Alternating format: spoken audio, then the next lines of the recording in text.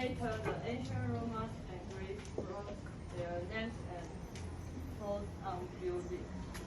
Modern graffiti seems to appear in Bolivia in the early 2060s. It has reached New York in the 2060s.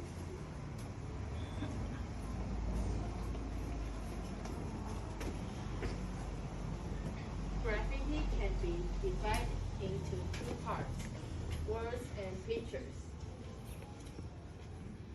In the form of words, we can see that the size and color show the strong personality of the artist.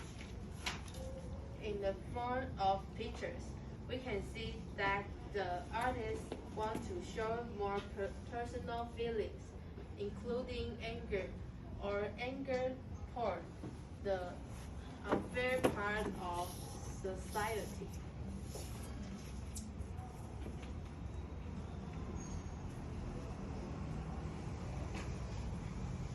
Graffiti is often seen in big cities, but graffiti in neighborhoods often leads to poverty and crime. Graffiti is a form of art form which makes people with similar thoughts together. There are many famous graffiti works that have shaped popular culture. The artist Banksy is one who has painted the graffiti of important social issues.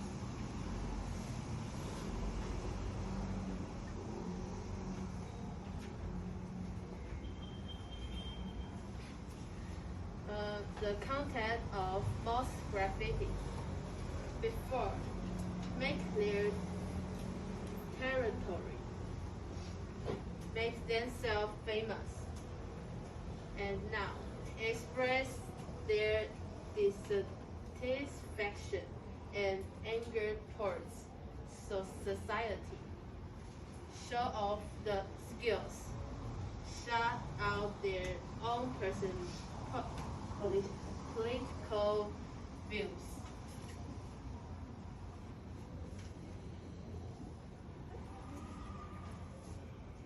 So you want to show a video? It's been around in all different parts of the world in one form or another, whether it was, you want to consider the Philippines, the last show on down.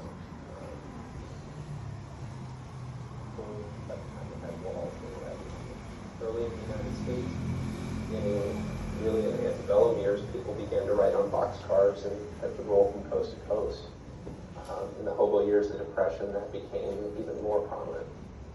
There was always gang graffiti dating back to the 30s and 20s in Los Angeles and other parts of California and the Southwest.